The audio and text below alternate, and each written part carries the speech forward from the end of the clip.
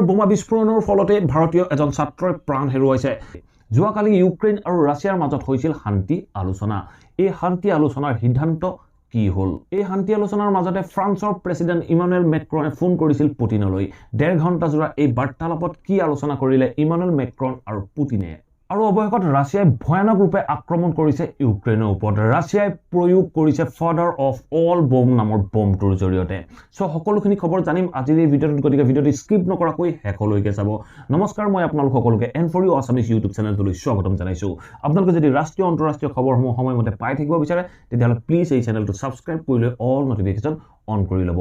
আহক এতিয়া খবৰখিনি জানি লওঁ। যোৱাকালি ৰাছিয়া আৰু ইউক্ৰেইনৰ মাজত হৈছিল শান্তি আলোচনা। এই শান্তি আলোচনা সম্পূৰ্ণৰূপে বিফল হৈছিল, কাৰণ ৰাছিয়াই মানি লোৱা নাছিল ইউক্ৰেইনৰ চৰ্তসমূহ আৰু ইউক্ৰেইনেও মানি লোৱা নাছিল ৰাছিয়াৰ চৰ্তসমূহ।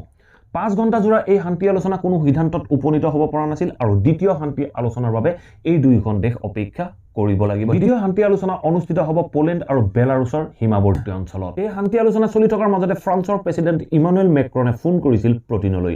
ইমানুৱেল মেক্ৰন আৰু পুটিনৰ মাজত 1.5 ঘণ্টা জোৰা এক টেলিফোনিক বাৰ্তা হৈছিল। এই টেলিফোনিক বাৰ্তাত পুটিনে 3টা চৰ্তৰ কথা মেক্ৰনক উল্লেখ কৰিলে। যদি ইউক্ৰেইনে এই 3টা চৰ্ত মানি লয় তেতিয়া পুটিনে যুদ্ধ বন্ধ কৰিব।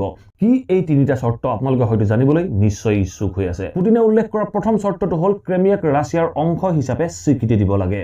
2014 কনফ্লিক্টৰ জৰিয়তে ৰাছিয়াই ক্ৰিমিয়াক নিজৰ অধীনলৈ আনিছিল, গতিকে ক্ৰিমিয়াক ৰাছিয়াৰ অংশ হিচাপে স্বীকৃতি দিব লাগে।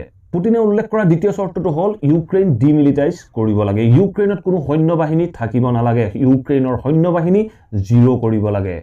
আৰু লগতে পুটিনে 3 নম্বৰ চৰ্তটো উল্লেখ কৰিলে। 3 নম্বৰ চৰ্তটোৰ জৰিয়তে পুটিনে জনালে যে ইউক্ৰেইন কোনো ইউৰোপীয় সংগঠন বা নাটোৰ সদস্য হ'ব নোৱাৰে। ইউক্ৰেইনক কেতিয়াও নাটোৰ সদস্য বনাবলৈ যত্ন কৰিব নালাগে বা ইউৰোপীয়ান ইউনিয়নৰ সদস্য বনাবলৈ যত্ন কৰিব নালাগে।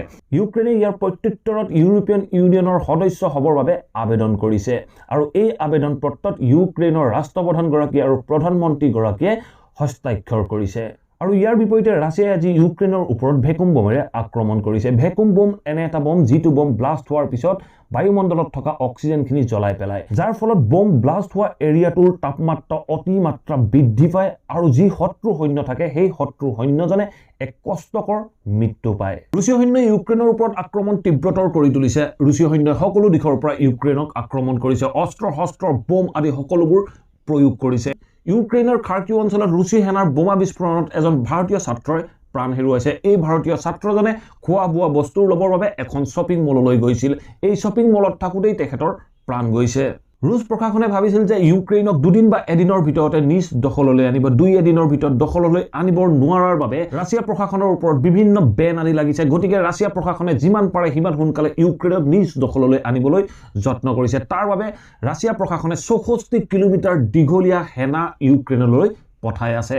সমগ্ৰ বিশ্বই ৰুছ প্ৰশাসনৰ এই 64 কিলোমিটাৰ দীঘলীয়া সেনাক দেখি স্তম্ভিত হৈ পৰিছে। গতিকে আশা কৰোঁ আপোনালোকে এই খবৰটো জানি নিশ্চয় ভাল পালে। যদি ভাল পালে প্লিজ ভিডিঅ'টো লাইক আৰু শ্বেয়াৰ কৰিবলৈ নাপাহৰিব। আৰু যদি চেনেলটো ছাবস্ক্ৰাইব কৰা নাই ছাবস্ক্ৰাইব কৰি লৈ অল নটিফিকেশ্যন অন কৰি ল'ব। ধন্যবাদ।